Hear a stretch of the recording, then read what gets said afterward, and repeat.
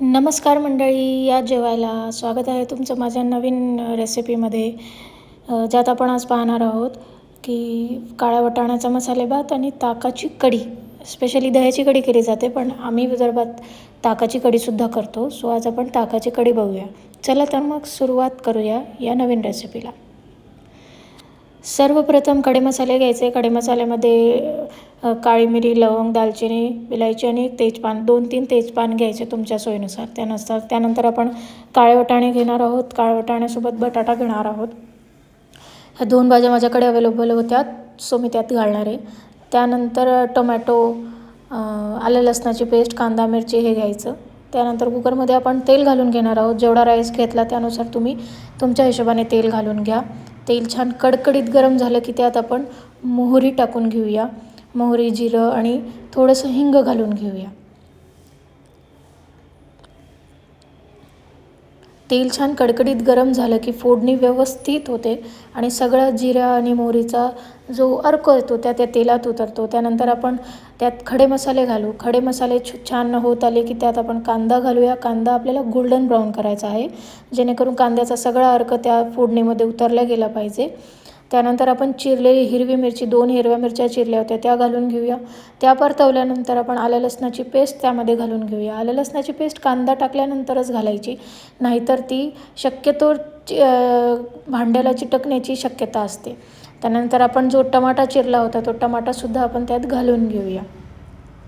Tomato छान होत आला की त्यात सगळे मसाले जे आपल्या घरात अवेलेबल असतात ते मसाले आपण घालायचे. मी बाहेरचा थोडासा गरम मसाला घेतला आहे, अर्धा चमचा. त्यानंतर अर्धा चमचा हळद, 1 चमचा लाल तिखट, अर्धा ते पाऊण चमचा मी धणे पावडर घेतलेली आहे. आणि माझ्या घरी मी स्वतः बनवलेला एक काळा मसाला आहे, तो काळा मसाला मी 1 चमचा त्यात घालते आहे.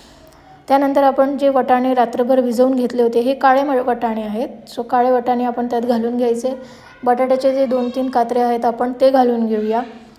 त्यानंतर छान आपण त्याला परतवून घ्यायचं आहे. कडकडीत तेलामध्ये आपण जी फोडणी तयार केली होती त्यात परतवून घेऊया. आणि जो आपला राईस आहे, तुमच्याकडे कुठला पण राईस असेल तो तुम्ही घेऊ शकता आणि त्यात आपण तो राईस ॲड करून घेऊया. जो राईस आपण ॲड केलेला आहे तो व्यवस्थितपणे परतवून घ्यायचा. परतवून घेऊन त्याला पाणी न टाकता एक 5 ते 6 मिनटं वाफ द्यायची, जेणेकरून तो राईस 30% शिजल्या जाईल. आणि जेव्हा आपण अशी वाफ देतो तेव्हा पाण्याची जास्त गरज लागत नाही आणि आपला जो राईस आहे तो मोकळा होतो.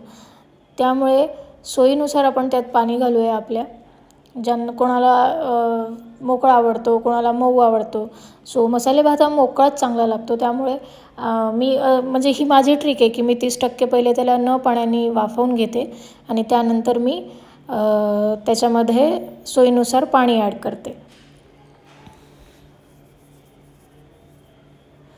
सो इथे मी 1 गडवा पाणी घेतलं होतं, त्यामध्ये मी पाऊण गडवा पाणी त्या भातामध्ये टाकलेलं आहे.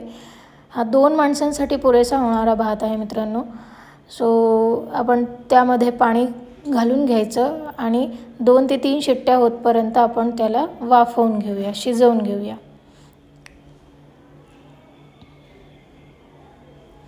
सो इथे बघू शकता तुम्ही की भाताला किती सुंदर असा रंग आलेला आहे मसाल्यांचा.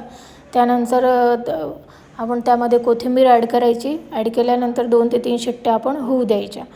सो इथे आपण कढीला सुरुवात करूया. कढीसाठी मी एक आंबट असं ताक घेतलेलं आहे. कढीसाठी आंबटच ताक घ्यायचं, किंवा तुमच्याकडे दही असेल तर तुम्ही आंबट दही घेऊ शकता. 1 ते 2 दिवसाचं दही आपण लावतो ते. त्यानंतर आपण तिथे 2 चमचे बेसन ॲड करतो आहे. 2 चमचे बेसन ॲड केल्यानंतर आपण ते व्यवस्थित गुठळ्या होऊ नये इथपर्यंत आपण, गुठळ्या सगळ्या विसळतील इथपर्यंत आपण त्याला ढवळून घ्यायचं. त्यानंतर एका पातेल्यात आपण तेल घेतो आहे. तेल गरम झाल्यानंतर त्यात आपण मोहरी, जिरं जे काही आहेत ते सगळं टाकून घ्यायचं. फोडणी छान फुटली पाहिजे, तेव्हा त्या फोडणीचा अर्क त्या याच्यामध्ये येतो. त्यानंतर कढीपत्ता, आलं लसणाची पेस्ट आणि मी 2 ते 3 मिरच्या इथे मधून चिरून टाकलेल्या आहे, जेणेकरून कढी थोडीशी तिखट आणि आंबट लागेल. सो जे आपण ताक ढवळून ठेवलं होतं ते ताक आपण यात घालूया. घातल्यानंतर हळद आणि मीठ टाकायचं आणि वरून थोडंसं हिंग टाकायचं. त्यानंतर बघू शकता कढी उकळल्यानंतर किती सुंदर दिसते आहे. ही खायला पण फार अप्रतिम लागते. ताकाची कढी फार अप्रतिम होते. सो अशा प्रकारेच मी नेहमी कढी बनवत असते.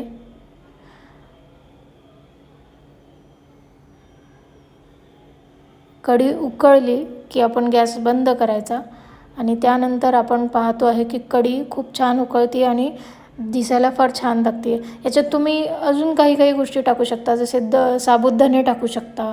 ते सुद्धा खायला प्रचंड छान लागतात. पण साबुदाण्याचं प्रमाण थोडं कमी घालावं, जेणेकरून ते खाताना दातात येणार नाही.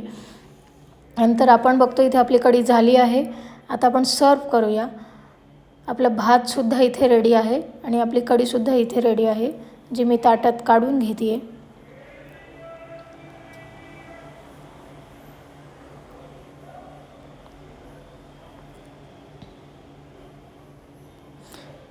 कढी गरम गरमच चांगली लागते. सो भातासोबत गरम गरम कढी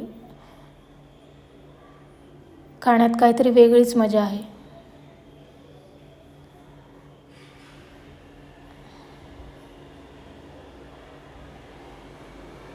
सो अशा प्रकारे आपली रेसिपी पूर्ण झाली मित्रांनो. तुम्हाला आवडली असेल तर नक्की लाईक करा आणि कमेंट करा.